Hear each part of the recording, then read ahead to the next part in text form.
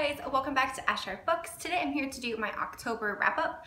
So you may have noticed I didn't post a part 1 of October wrap-up earlier in the month like I usually do, mostly because I read quite a few books that were in a series this month, and you can't really talk about those books all that much in a wrap-up because obviously it would like spoil the series, even though technically they were like standalones. But anyways, long story short, I thought I could just go ahead and do one wrap-up for this month and not have it be too long. So yeah. Okay, so the first book I read this month was Blackbird of the Gallows by Kassel.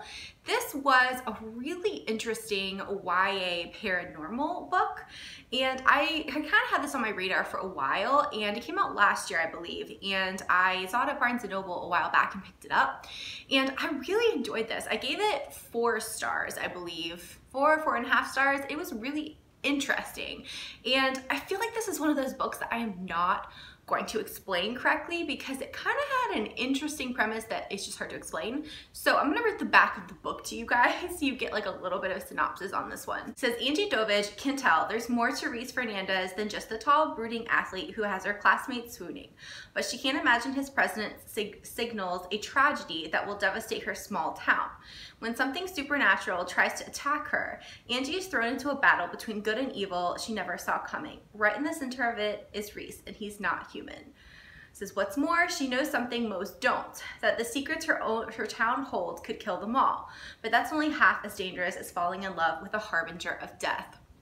So yeah, it has to do with like harbingers of death and kind of like devastation coming to a town.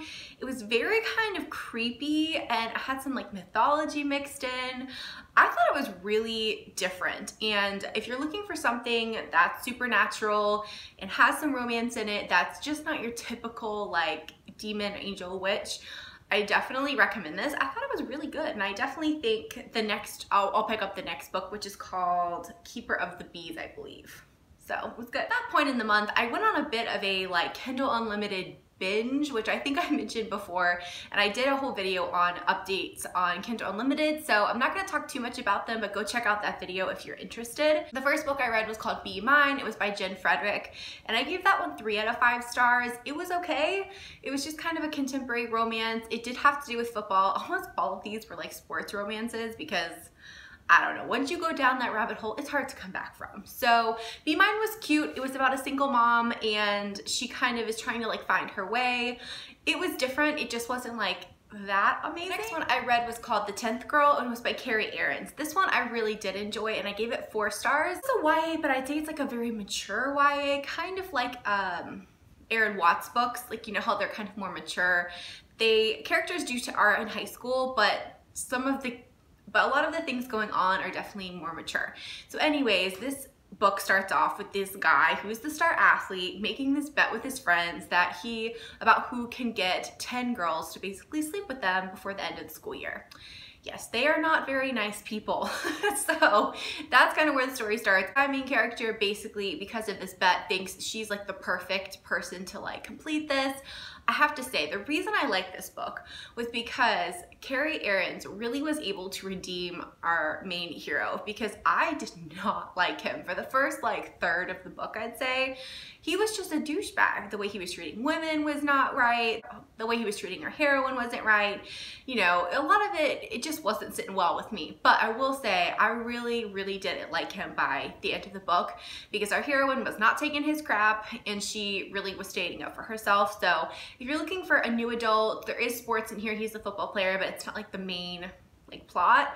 Definitely pick this one up, The 10th Girl by Carrie. It was really different. I gave it 4 out of 5. Then I read Sacked by Frederick, which is her like Gridiron book 1. It's a football series. So this is a new adult. This takes place in college.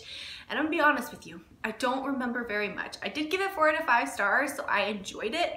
But other than knowing it was a college football romance, I don't remember much. So, you know, when you just want to read, there's like a quick, fun read that has to do with like sports and stuff. And I did really like Frederick's writing. Like, I remember really enjoying it.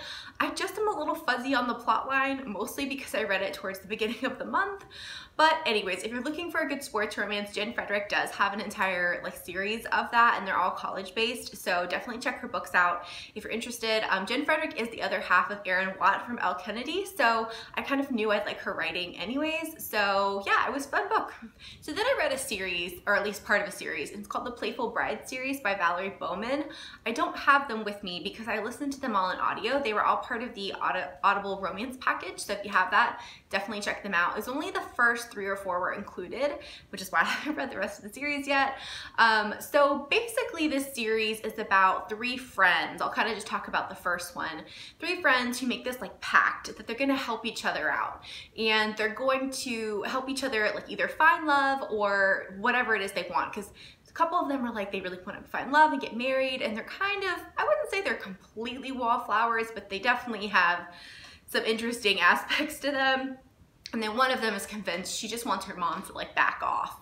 So each book follows a different girl, and there's like a schemer. I believe her name was Lucy, if I remember right, and she was kind of coming up with these schemes to kind of help them throughout these scenarios. So these are all Regency romances, if you hadn't guessed. They were really fun. So I kind of made the mistake of reading book 3 first.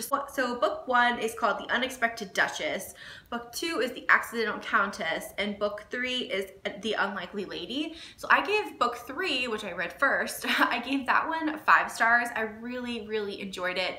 It had so many tropes that I'm just like in love with. So it had like the enemies to lovers, they had been arguing, and so the 2 of them had known each other for a long time, but they could not stop bickering. I'm just a big fan of that. Our main character was like definitely a wallflower, and she was really just a blue stocking and interested in like learning and really no interest in love at all. That one was really fun, and I think maybe my problem was, so for books 2 and 3, I gave them both 4 stars. They weren't bad, they were really good reads, but these books had a lot of like drama and a lot of kind of silly drama, and the best way to explain it is each book was kind of based off a play. So one of them was based off of A Midsummer Night's Dream, and if you have read that or seen the movie, you know that like there's a lot going on, and it's a lot of silly things that in your head you're going, how would you not know that's going on? But it kind of works in the play. You kind of have to just go with it and not use your like common sense. That's kind of how these books were. I really enjoyed them, but I think I might have made a mistake in reading 3 in a row, because by the 3rd one, which was really the 2nd one because I read them out of order, I was kind of just done, and I'm kind of over the dramatization of it, just because it was kind of overkill. If you're looking for a really fun Regency, I definitely recommend it, especially book 3, which was An Unlikely Lady. I really enjoyed that one. And books 1 and 2 were good as well. They just weren't quite as like gripping of a storyline. So the next book I read was The Year We Fell Down by Sarina Bowen. This is book 1 in her Ivy League series, Ivy something. I think it's the Ivy League series. And basically this book takes place at a college. Corey, who was a hockey player in high school, and she was very good. Her dad was the hockey coach. It was like her thing, but she was in a really terrible accident during her senior year, and she's no longer able to walk, so she's in a wheelchair. And then so she moves into the dorm, she goes to college, and she's kind of like trying to move her life forward after this like really tragic event, and she is in the dorm though that's like wheelchair accessible. There's only like one on campus that is. So across the hall from her is, I think his name was Hartley, and he's there. He's an athlete as well. He's also a hockey player on the team at college, and he has an injury as well, so he is in that dorm, but it's not permanent. His was like a really bad break, I think. So basically the story follows them. This was a really unique romance to me. It was definitely like a friends to lovers. They started off as friends very early on, and they really took a long time for them to kind of come together, and I liked that. I thought it was different, dealing with like the different emotions that would come with such a kind of life-altering injury was really kind of interesting to read from. and it was kind of heartbreaking. It was sad. I really enjoyed it, and I really recommend this. I definitely want to continue with the series. So the last couple books of the month were all from Joanna Shupe, and I think I mentioned this briefly in my book haul if you watched that, but I did read a couple of books from her and just felt absolutely in love with her and the Gilded Age New York. I just think it's the most fascinating era that more authors should write in. So obviously they are historical romances, but they're set during Gilded Age, which is kind of between the end of the Civil War and the beginning of World War I. So it's that like her books are mostly set at the end of the 1800s, like 1895. And I just love it. Like, industry's booming, the stock market's taking off, all these people are amassing such wealth. To me, it was just a really interesting era to write in.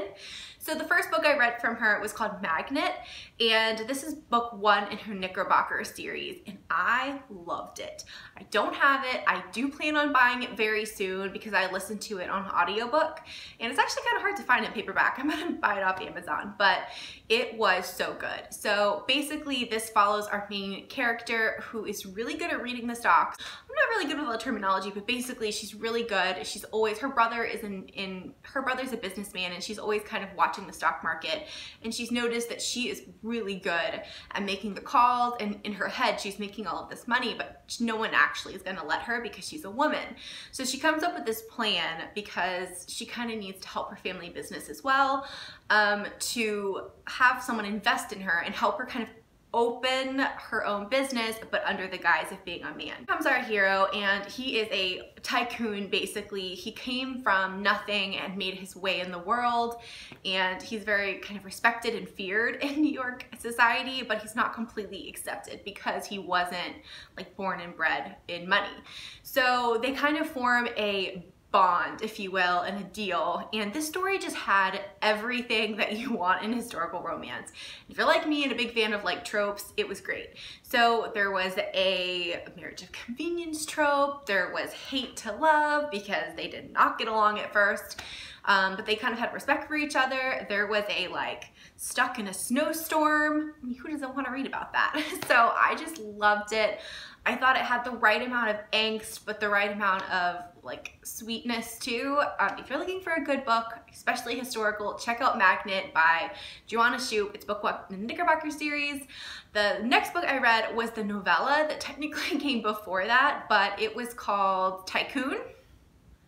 Yeah, so just checked. It was called Tycoon. So that was like a short novella that took place before Magnate. Wealthy man who is part of this Knickerbocker club, which all the guys are kind of part of, and he meets this woman on a train, and she basically runs on the train and is pretending that he's her husband because someone's chasing her, and she's like in trouble, and he is a decent human being, so he kind of plays along with it, and things go from one to another. I don't want to say much because it's a novella, so it's not very long. But I loved it. I gave it 5 stars, and I really wish she had written a whole book for that couple because they were hilarious. She was a perfume counter worker in a department store, and so it was really interesting, the dynamic between the two, because she definitely did not come from money and he did, and I loved it. It was so good. Then I read another Joanna Shupe book, but in a different series. This is her newer series, and that is A Scandalous Deal, which is part of her 400 series. So I talked about the first one a few months ago when I read it, and I did enjoy it. And this one was super good as well. So it's still in Gilded Age. It's just a different series, so a different set of characters. This one follows a girl who is coming over to the States, kind of posing as her father, who is a world-renowned architect, but he's very sick. So she's been kind of doing work for him for a long time.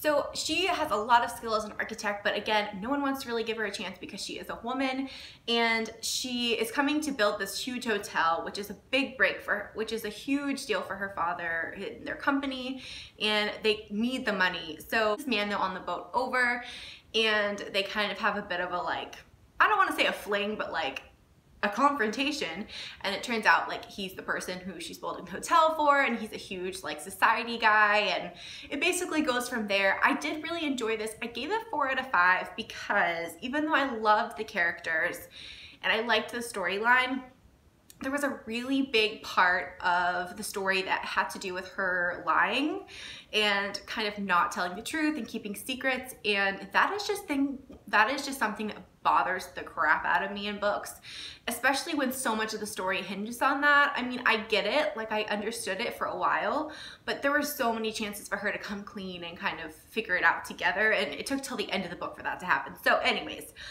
I am annoyed by that sometimes, and I took a star off for it, but overall it was still great, and I bought the next book in the series, and I plan on reading it very soon. Okay guys, so those are all the books that I read in October. Overall, it was a really good reading month, and November's looking pretty good so far. So let me know what you guys are reading.